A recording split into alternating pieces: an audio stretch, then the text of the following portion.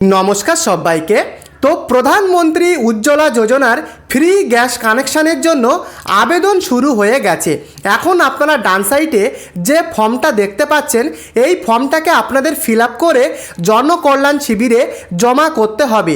যদি জনকল্যাণ শিবির বন্ধ হয়ে যায় তাহলে কিন্তু এই ফর্মটা আপনারা আপনাদের যে কোনো গ্যাস এজেন্সির যে অফিস রয়েছে সেখানেও জমা করতে পারবেন। তো আজকের ভিডিওতে একদম সঠিক নির্ভুল পদ্ধতিতে কিভাবে আপনারা এই ফর্মটিকে ফিল আপ করবেন সেটাই আজকের ভিডিওতে আপনাদেরকে আমি দেখাবো। ভিডিওটিকে শেষ পর্যন্ত দেখুন। তো এই যে ফর্মটা আপনারা দেখতে পাচ্ছেন, এটা কিন্তু প্রধানমন্ত্রী উজ্জ্বলা যোজনার ফ্রি গ্যাস কানেকশানের ফর্ম। এই ফর্মটাকে আপনাদেরকে সম্পূর্ণ ব্লক লেটারে কিন্তু ফিল আপ করতে হবে। যা ফিল আপ করবেন পুরোটাই ব্লক লেটারে আপনাদেরকে ফিল আপ করতে হবে এবং এই পোর্শনটাতে যে আবেদন করছে তার পাসপোর্ট সাইজের ফটোগ্রাফ কিন্তু এখানে আঠা দিয়ে কিন্তু অ্যাটাচ করতে হবে। তারপরে দেখে নিন, প্রথমেই বলেছে যে মাইগ্রেন্ট। যদি আপনি মাইগ্রেন্ট হয়ে থাকেন তাহলে আপনারা ইয়েসে টিক করবেন, নতুবা নোতে আপনারা টিক করে দেবেন। এখানে আপনাদেরকে বলে রাখি, আপনি যদি পশ্চিমবঙ্গের বাসিন্দা হওয়ার সত্ত্বেও কাজের সূত্রে অন্যান্য স্টেটে বর্তমানে থাকেন তাহলে কিন্তু আপনি মাইগ্রেন্টে ইয়েস করবেন, আর যদি আপনি পশ্চিমবঙ্গে বর্তমানে রয়েছেন তাহলে আপনি নোতে টিক করে দেবেন। তারপরে দেখুন, এখানে কিন্তু যে আবেদন করছে তার নামটা কিন্তু এখানে বসাতে বলছে। এখানে আপনার যে আধার কার্ড রয়েছে সেই আধার কার্ড অনুযায়ী যে আবেদন করছে তার ফার্স্ট নেম এখানে বসাতে হবে এবং তার মিডিল নেম এবং তার লাস্ট নেম এখানে কিন্তু বসাতে হবে, এবং যে আবেদন করছে তার আধার কার্ডের নাম্বারটা এখানে কিন্তু লিখতে হবে, এখানে কিন্তু লিখতে হবে। এইভাবে কিন্তু পুরোটা ফিল আপ করতে হবে, আধার কার্ড নাম্বার।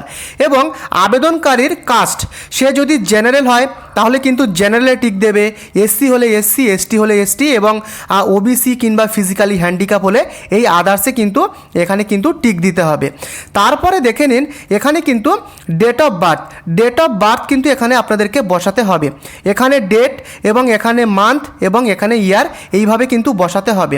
তারপরে দেখুন, পরিষ্কার লেখা রয়েছে only adult women 18 years above, অর্থাৎ শুধুমাত্র এই যে উজ্জ্বলা যোজনার যে ফর্ম এটা কিন্তু শুধুমাত্র মহিলাদেরই জন্য, পুরুষরা এখানে আবেদন করতে পারবেন না। এবং যে মহিলা আবেদন করবেন তার বয়স কিন্তু 18 বছরের ঊর্ধ্বে হতে হবে, সেটাই বলতে চেয়েছে। অর্থাৎ আবেদনকারীকে অবশ্যই মহিলা হতে হবে, সেইভাবে কিন্তু এখানে ফিল আপ করতে হবে।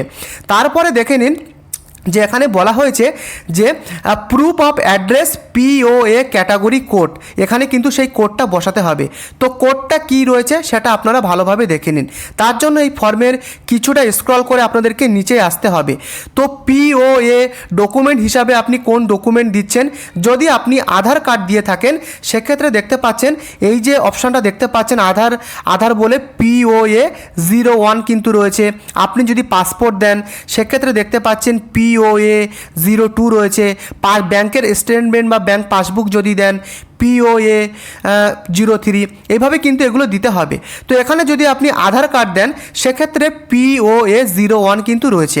তো এটা দেখে নিয়ে আপনারা এখানে কিন্তু জাস্ট আধার কার্ড যদি আপনি দেন সেক্ষেত্রে POA এখানে 0 এবং 1, এইভাবে কিন্তু আপনাদেরকে ফিল আপ করতে হবে। আশা করি আপনাদেরকে আমি বোঝাতে পেরেছি। তারপরে আবেদনকারীর যে মোবাইল নাম্বার সেই নাম্বারটা কিন্তু এখানে বসাতে হবে এবং আবেদনকারীর হাউস বা ফ্ল্যাট নাম্বারটা বসাতে হবে, বিল্ডিং বা কলোনির নামটা এখানে আপনাদেরকে বসাতে হবে। তারপরে দেখে নিন স্ট্রিট বা রোড নেম কি রয়েছে সেটা এখানে বসাবেন, সিটি বা টাউনটা এখানে বসাতে হবে, ভিলেজ বা পঞ্চায়েত এরিয়ার নাম কি রয়েছে সেটা এখানে আপনাদেরকে বসাতে হবে। তারপরে ব্লক নেমটা কিন্তু এখানে বসাতে হবে, ডিস্ট্রিক্ট নেম এবং স্টেট এখানে বসাতে হচ্ছে। তারপরে আপনার ফ্লোর নম্বর যদি থাকে তাহলে এখানে বসাবেন, ল্যান্ডমার্ক বসাতে হবে। তারপরে পোস্ট অফিসের নাম কি রয়েছে সেটা এখানে বসাবেন। তারপরে পিনকোড, আপনার এরিয়ার পিনকোড কি রয়েছে সেটা কিন্তু এখানে আপনাদেরকে বসাতে হবে, এবং যদি আপনার ইমেল আইডি থেকে থাকে তাহলে বসাবেন, না হলে কোনো বসানোর দরকার নেই। এইভাবে পুরোটা ফর্ম ফিল আপ আপনাদেরকে করতে হবে।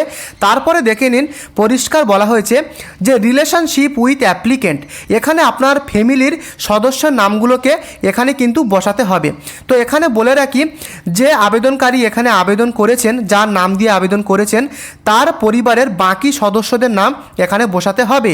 এখানে যদি তার হাজব্যান্ডের নাম এখানে বসায় সেক্ষেত্রে কিন্তু এখানে তার অ্যাপ্লিকেন্ট যে রিলেশনশিপ সেটা কিন্তু এখানে আপনাদেরকে হাজব্যান্ড লিখতে হবে এবং সেই হাজব্যান্ডের নাম এখানে বসাতে হবে।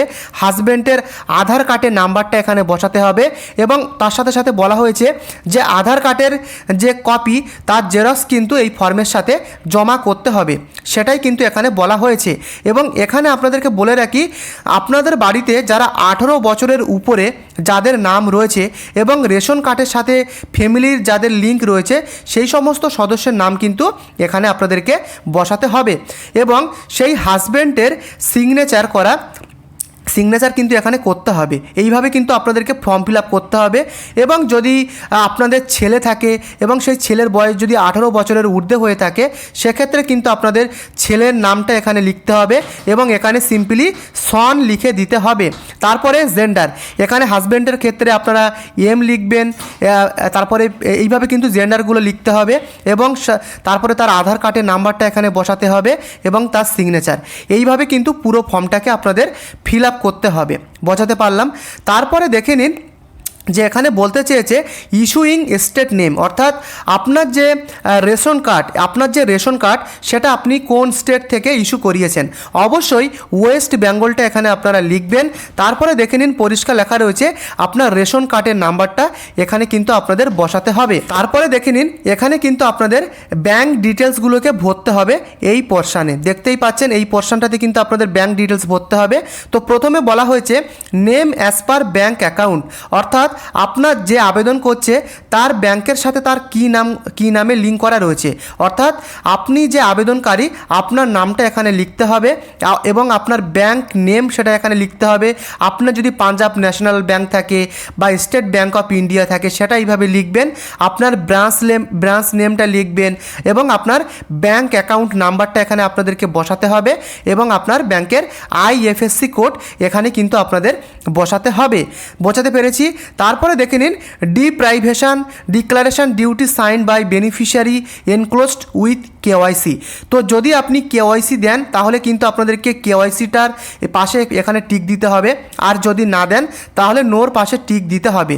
তো আমি আপনাদেরকে বলবো আপনি অবশ্যই KYCটাকে কিন্তু আপনারা এখানে দেবেন এবং এখানে ইয়েস করবেন। তো KYCর ফর্মটা আপনাদেরকে আমি দেখিয়ে দিচ্ছি।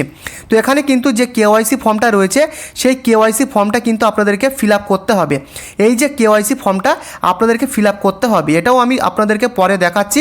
তো এটা আপনাদেরকে দিতে হবে এবং এখানে কিন্তু আপনারা দেখতে পাচ্ছেন যে এখানটাতে ইয়েসে আপনারা টিক দিয়ে দেবেন KYCর পাশে। তারপরে দেখে নিন মাইগ্রেন্ট ডিক্লারেশন, অর্থাৎ আপনি পশ্চিমবঙ্গের বাসিন্দা কিন্তু আপনি বাইরে বর্তমানে রয়েছেন কাজের সূত্রে। যদি আপনি এমন হয়ে থাকেন তাহলে কিন্তু আপনাদের একটা অ্যানেক্সার 1 এই ফর্মটাকে আপনাদেরকে ফিল আপ করতে হবে এবং ইয়েসে টিক দিতে হবে। এবং যদি আপনি পশ্চিমবঙ্গেই থাকছেন বর্তমানে তাহলে কিন্তু এটার কোনো প্রয়োজন নেই, আপনারা জাস্ট এখানে নোতে টিক দিয়ে দেবেন। বোঝাতে পেরেছি? তারপরে জানতে চেয়েছে আপনি কোন গ্যাস সিলিন্ডারটা চাইছেন, 5 কেজি সিঙ্গেল বটল কানেকশান চাইছেন, না 5 কেজি ডবল বটল কানেকশান চাইছেন, না 14.2 কেজির সিঙ্গেল বোতল কানেকশান চাইছেন। যেটা চাইছেন তার পাশে আপনারা এইভাবে টিক দিয়ে দেবেন। বোঝাতে পেরেছি? এইভাবে কিন্তু পুরো ফর্মটাকে আপনাদের ফিল আপ করে তারপরে দেখতে পাচ্ছেন যে আন্ডারটেকিং বাই দ্য অ্যাপ্লিকেন্ট, এই ফর্মটাকে আপনাদেরকে ফিল আপ করতে হবে। তো এখানে জানতে চেয়েছে ডিয়ার LPG ডিস্ট্রিবিউটার, এখানে যে আবেদন করছে সেই আবেদনকারীর নামটা এখানে বসাতে হবে এবং যিনি আবেদন করছেন তার ফাদার্স বা তার হাজব্যান্ডের নাম এখানে কিন্তু বসাতে হবে এবং এখানে কিন্তু আবেদনকারীর বয়স বসাতে হবে এবং আবেদনকারীর পুরো অ্যাড্রেসটা কিন্তু এখানে লিখতে হবে। লেখার পরে দেখতে পাচ্ছেন এইগুলো পরিষ্কারভাবে এইগুলো কিন্তু দেওয়া রয়েছে, এগুলো আপনারা দেখে নেবেন। তারপরে আবেদনকারীর এখানে কিন্তু সিগনেচার করতে হবে বা টিপসই দিয়ে আবেদনকারীর নামটা কিন্তু আবারও এখানে লিখতে হবে এবং যে ডেটে আপনি জমা করবেন সেই ডেট এখানে বসাবেন এবং আপনার প্লেস নেম এটা এখানে বসাবেন। এবং এই যে পোর্শনটা আপনারা দেখতে পাচ্ছেন এই পোর্শনটা আপনারা ফিল আপ করবেন না, এটা কিন্তু ডিস্ট্রিবিউটার যারা রয়েছে তারাই কিন্তু এটা ফিল আপ করবে। তারপরে দেখে নিন এখানে কিন্তু পরিষ্কারভাবে বলা হয়েছে যে কেওয়াইসি ডকুমেন্ট, যেটা একটু আগেই আপনাদেরকে বলছিলাম, এই কেওয়াইসিটা কিন্তু আপনাদেরকে ফিল আপ করতে হবে এবং এখানে আবেদনকারীর নাম এখানে কিন্তু বসাতে হবে, আবেদনকারীর আধার কার্ডের নাম্বারটা এখানে বসাবেন। তারপরে এখানে বলতে চেয়েছে ডিয়ার এলপিজি ডিস্ট্রিবিউটার, আবেদনকারীর নামটা এখানে কিন্তু লিখতে হবে এবং তারপরে দেখতে পাচ্ছেন যে ডটার অফ বা ওয়াইফ অফ বলে এখানে কিন্তু হাজব্যান্ডের নাম কিন্তু আপনাদেরকে লিখতে হবে। তারপরে আপনার বয়স, আপনার রেসিডেন্স অর্থাৎ আপনার পুরো বাসস্থান নেমটা কিন্তু এখানে আপনি লিখবেন। লেখার পরে আপনি দেখতে পাচ্ছেন এখানে কিন্তু কিছু ক্রাইটেরিয়া রয়েছে, সেগুলোকে আপনাদের ইয়েস অর নো কিন্তু করতে হবে। তো এখানে জানতে চেয়েছে any of the member of house hold earning more than 10,000 per month, অর্থাৎ আপনার ফ্যামিলিতে কোনো মেম্বার কি 10,000 টাকার উপরে ইনকাম করছে, যদি করে তাহলে ইয়েস লিখবেন, নতুবা এখানে জাস্ট নো লিখে দেবেন। বোঝাতে পারলাম? এবং তারপরে দেখতে পাচ্ছেন আপনাদের ফ্যামিলিতে যদি কেউ প্রফেশনাল ট্যাক্স দেয় তাহলে ইয়েস কিংবা নো দেবেন, ইনকাম ট্যাক্স যদি দেয় সেক্ষেত্রেও ইয়েস অর নো কিন্তু বসাবেন, এবং আপনাদের ফ্যামিলিতে কেউ কোনো গভর্নমেন্ট চাকরি করছে কি না সেক্ষেত্রে ইয়েস অর নো বসাবেন। তারপরে দেখতে চাইছেন আপনাদের ফ্যামিলিতে কেউ কোনো নন এগ্রিকালচার রেজিস্টার্ড রয়েছে কি না গভর্নমেন্টের সাথে, সেটা যদি হয় তাহলে ইয়েস অর নো দেবেন।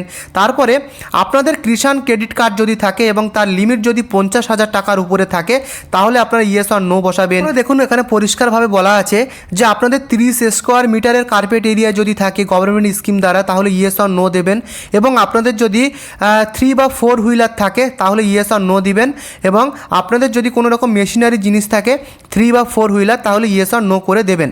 তারপরে এখানে জানতে চাইছে যে হ্যাভ এক্সিস্টিং এলপিজি কানেকশান, আপনাদের আগে থেকে কোনো এলপিজির কানেকশান রয়েছে কি না, যদি থাকে ইয়েস দেবেন, নতুবা নো লিখে দেবেন। তো এভাবে আবেদন করার পরে আবেদনকারীর নামটা এখানে বসাতে হবে, আবেদনকারীর সই করতে হবে এবং যে ডেটে জমা করছেন সেই ডেট এবং প্লেসটা এখানে বসাতে হবে।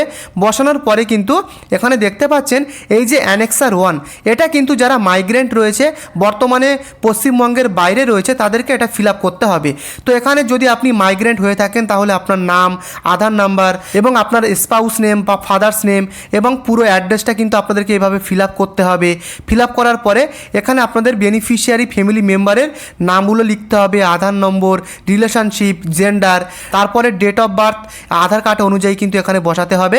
এইভাবে করার পরে এখানে কিন্তু সিগনেচার, সেই আবেদনকারীর সিগনেচার কিন্তু এখানে করতে হবে যদি আপনি মাইগ্রেন্ট হন।